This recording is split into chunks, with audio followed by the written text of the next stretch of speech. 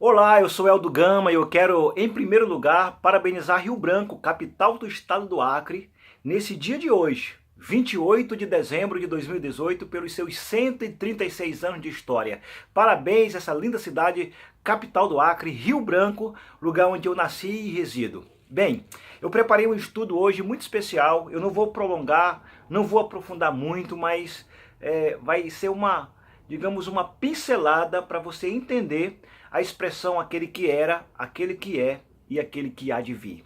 Essa expressão trata-se do nosso Senhor e Salvador Jesus Cristo e ela se encontra 4 vezes no livro de Apocalipse, a saber, Apocalipse 1:4, Apocalipse 1:8, Apocalipse 4:8 e Apocalipse 11:17. Sendo que nessa última passagem há uma diferença das outras que eu acabei de citar. Vamos ler rapidamente?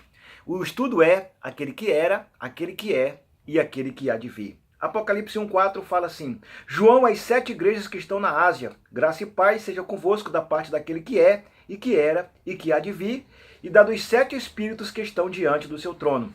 Vejam que não tem como desassociar a figura da igreja, as 7 igrejas do Apocalipse, das 7 operações do Espírito Santo de Deus. Não tem como. O versículo 8 do capítulo 1 diz assim: Eu sou o alfa e o ômega. Alfa é a primeira letra, ômega é a última letra do alfabeto grego. O princípio e o fim. Diz o Senhor, a palavra Kyrios, o soberano, o Senhor do céu, que é e que era e que há de vir, o Todo-Poderoso. Expressão no hebraico que diz El Shaddai, o Todo-Poderoso, aquele que detém todo o poder. E ainda Apocalipse capítulo 4 e versículo 8 fala assim, sobre os 4 seres viventes, que eles tinham 6 asas ao redor, por dentro, e eram cheios de olhos, e não descansavam de dia e de noite, dizendo: Santo, Santo, Santo é o Senhor Deus, o Todo-Poderoso, que era e que é e que há de vir. Veja só, mais uma expressão daquele que é, daquele que era e daquele que há de vir. E uma última passagem é Apocalipse 11 e o versículo de número 17, que diz assim, também sobre os 24 anciãos, né? Graça te damos, Senhor Deus Todo-Poderoso. Olha aí a expressão Todo-Poderoso em todos os textos.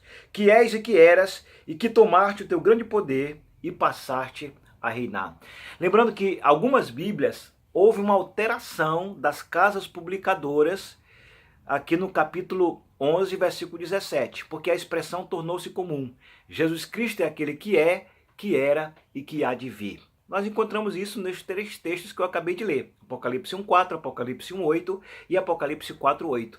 Só que no Apocalipse 11:17, você pode examinar aí várias Bíblias, algumas delas vão estar alteradas com a expressão aquele que era, que é e que há de vir, que é uma expressão errada, que ela não tem no texto original. Aí você diz, pastor Eldo, por que não tem?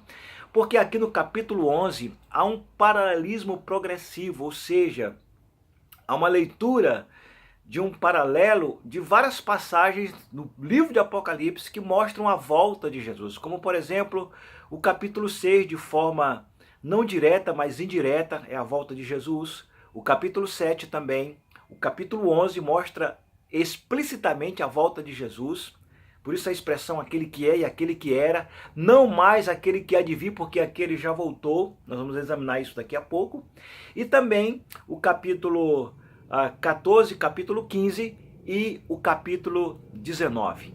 Agora, vamos nos prender a essas expressões tão importantes. Eu tive que examinar a linguística, que é a minha área de formação, letras, para examinar e entender e poder interpretar algumas passagens do livro de Apocalipse, que é um livro altamente simbólico, não literal, na sua forma de ser escrito. Por exemplo, você encontra no próprio Apocalipse 11, eu anotei aqui, algumas expressões. No versículo 2 fala de 42 meses, é o tempo do fim, onde as 2 testemunhas vão estar operando. No versículo 3 fala de 1260 dias, que corresponde a 3 anos e meio. E Apocalipse 11, versículos 9 e 11 fala de 3 dias e meio.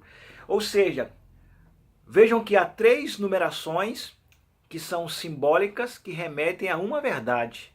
Então, todos os números do Apocalipse, ou quase todos eles, não podem ser encarados com a sua radical literalidade, porque é um livro altamente simbólico. E a sua simbologia, claro que é uma simbologia profética, ok? Mas vamos pensar aqui nas duas testemunhas. O que o Apocalipse fala? Versículos 3 e 4 dizem que as duas testemunhas são duas oliveiras e dois castiçais. Ora, o que significa duas oliveiras e dois castiçais? Em primeiro lugar, nós temos que ir para o livro do profeta Zacarias, no capítulo 4, que fala que o profeta foi despertado do sono, e aí Deus fala com ele dizendo, que vês? Aí ele fala, eu olho e eis um castiçal todo de ouro, e um vaso de azeite no cimo com as suas 7 lâmpadas. Olha só a expressão das 7 lâmpadas. E cada lâmpada posta no cimo tinha 7 canudos. Ele está tendo a visão do candeeiro, do candelabro, do castiçal, que no hebraico é chamado de menorá. E por cima dele 2 oliveiras, uma à direita do vaso do azeite e outra à sua esquerda. É a revelação que o profeta Zacarias está tendo das duas testemunhas, que nós chamamos de as duas testemunhas do Apocalipse. Ele procura entender o que significa essa visão. Aí os versículos 12 ao 14 dizem assim, esses são 2 raminhos de oliveira que estão junto aos 2 tubos de ouro, e o que verte desse ouro? E ele me respondeu dizendo, não sabe o que é isto? E eu disse, não, Senhor meu. Então ele disse, estes são os 2 filhos do óleo que estão diante do Senhor de toda a terra. Esses 2 filhos do óleo, o azeite, a oliveira produz o óleo da oliva, o azeite, né, um símbolo do Espírito Santo, para encher a igreja. Eles estão onde? Diante de toda a terra. Essa expressão, ela está conectada com 2 passagens bíblicas do livro de Apocalipse. Apocalipse 4:5 e Apocalipse 5:6. Vamos ler essas passagens? Olha que coisa incrível. Apocalipse capítulo 4 e o versículo 5 diz assim, e ao redor do trono havia 24 tronos, e via sentados sobre os tronos 24 anciãos, vestidos de branco, e tinham sobre as suas cabeças coroas de ouro.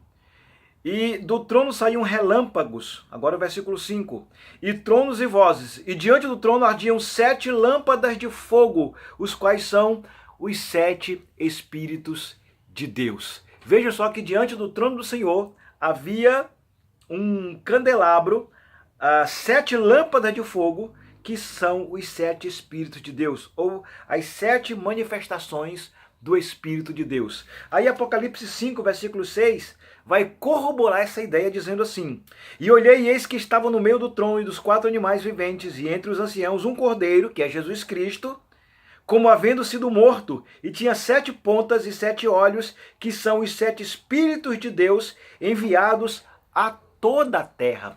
Veja que há uma conexão entre o texto que nós acabamos de ler, de Zacarias capítulo 4, e o versículo de número 12, né, eu anotei aqui, versículo 14, perdão, e Apocalipse 5:6, ou seja, os 7 Espíritos de Deus derramados sobre toda a terra. E Apocalipse 4:14 fala que os 2 filhos da oliveira, os filhos do óleo, estão espalhados sobre toda a terra. Eu quero só fazer essa conexão e não aprofundar muito sobre as 2 testemunhas, porque a ideia não é para falar das 2 testemunhas, mas como são temas interligados, eu estou falando um pouco. E o que vem a ser essas 2 testemunhas? Bem, antes de mensurar, pensar, conjecturar, quem poderiam ser essas 2 testemunhas, vai lembrar que a grande revelação aqui não são 2 pessoas especificamente ou o nome delas, mas sim o que o número 2 representa na simbologia bíblica, na simbologia profética, na simbologia escatológica.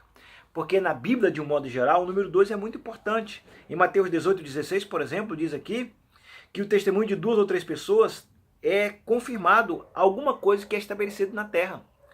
2 Coríntios 13:1, Paulo confirma a mesma palavra. Deuteronômio 17:6 e também 19:15, que está em concordância com Hebreus 10, Hebreus 10, 28, diz que o testemunho tem que ser no mínimo de 2 pessoas. João capítulo 8, 17, Jesus fala que a lei diz que o testemunho de 2 pessoas é o testemunho verdadeiro. Até mesmo Paulo orientando Timóteo, 1 Timóteo 5,19, diz que a acusação de um presbítero só vale com a presença de 2 ou 3 testemunhas. O próprio Jesus Cristo, ele separou 70 homens para pregar o evangelho, curar os enfermos, expulsar os demônios, e ele os separou de 2 em 2. Quando ele foi ser sepultado e ele ressuscitou, a Bíblia fala que para testemunhar da ressurreição de Cristo, havia 2 anjos no seu túmulo, para dizer que ele não estava ali, mas havia ressuscitado. Na própria cruz, quando ele foi morto, tinha 2 testemunhas, um ladrão à sua direita e outro à sua esquerda. Quando ele foi assunto ao céu, lá em Atos capítulo 1, versículo 7 em diante, havia 2 anjos para testemunhar que de fato ele havia ressuscitado e subido ao céu para sentar à direita de Deus. E eles falam que da mesma forma que esse Cristo veio ao mundo, ele voltará entre as nuvens para que todos o vejam. Por isso que Apocalipse 1,7 fala que ele voltará nas nuvens e todo olho o verá, até mesmo aqueles que os traspassaram. Aqueles que o mataram na cruz do Calvário terão que ressuscitar naquele dia, na sua vinda, para vê-lo vindo em glória. Apocalipse é um livro que fala disso. Mateus capítulo 24 e também o capítulo 25 vem fortalecer essa ideia que Jesus vinha entre as nuvens com todos os seus santos anjos para juntar dos 4 cantos da terra os seus escolhidos. Por isso, queridos, que esse texto de Apocalipse aqui, capítulo 11, é muito importante. Você vê que nos versículos 5 ao 7, as 2 testemunhas fazem sinais, prodígios, semelhantes ao de Moisés e semelhantes também ao de Elias. Isso significa que Moisés e Elias representam a palavra, a lei e os profetas. O texto de Malaquias capítulo 4 está falando do dia do Senhor. E nesse dia, quem tem que vir? A Bíblia cita Moisés e depois Elias. Jesus confirma essa palavra dizendo, pelo menos acerca de Elias, Elias tem que vir antes do dia do Senhor. Aí ele fala, na verdade, Elias veio, estava falando do precursor do Messias, que era João Batista.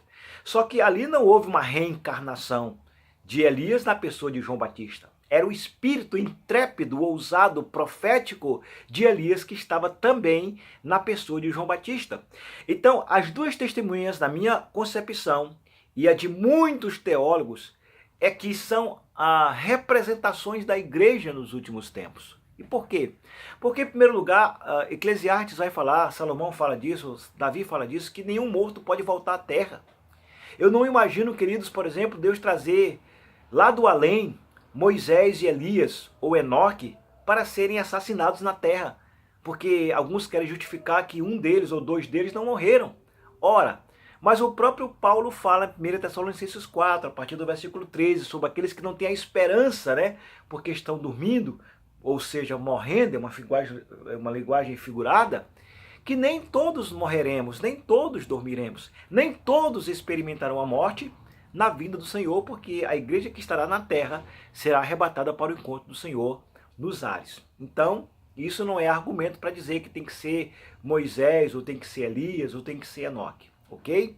Mas nós entendemos que é o espírito profético de Elias e o espírito profético de Moisés que estarão ali nos últimos dias. Na transfiguração do monte, ali em Mateus 17, aponta para essa verdade, né? O espírito de Elias e o espírito de Moisés juntamente com o de Cristo. Então, nós imaginamos isso. Por quê, queridos? Porque Apocalipse 11 fala que as 2 testemunhas são 2 oliveiras, filhos do óleo, filhos da unção, aqueles que estarão revestidos do Espírito, que segundo Apocalipse 5, 6, foi derramado sobre toda a terra. E Zacarias capítulo 4, versículo 14, diz que os filhos do óleo, os filhos que têm a unção do Espírito Santo, também são espalhados sobre toda a terra. Porque não dá para desassociar a igreja da pessoa do Espírito Santo, nem o Espírito Santo da igreja. Ok? Agora, olha que coisa interessante. Apocalipse 11 também fala que as 2 testemunhas são 2 castiçais. E o que é um castiçal na linguagem profética apocalíptica? Um castiçal, Apocalipse 1, é uma igreja. 2 castiçais, 2 igrejas. 3 castiçais, 3 igrejas. E assim sucessivamente. Ou seja, 7 castiçais, os 7 canudos do candelabro, representam as 7 igrejas do Apocalipse. Então, olha que coisa interessante. As 2 testemunhas, elas vão alimentar as nações. Elas vão alimentar o candelabro. Isso significa que essas 2 testemunhas representam quem? Se você ler Apocalipse 2 e 3 detalhadamente, você vai perceber que há um cenário de luta, um cenário de tribulação naquelas 7 igrejas. É um cenário histórico para o seu tempo, mas há também uma perspectiva profética, que é uma linguagem que prefigura algo que marca ou demarca 2 tempos. O tempo presente e o tempo futuro, mas como se fosse um evento só ou um só evento. Por isso, quando nós vemos as 2 testemunhas do Apocalipse, nós entendemos que são 2 igrejas. Por quê? Porque as 7 igrejas do Apocalipse, há somente 2 que não são repreendidas. Há apenas 2 que não estão dormindo, que são a igreja de Esmirna e a igreja de Filadélfia.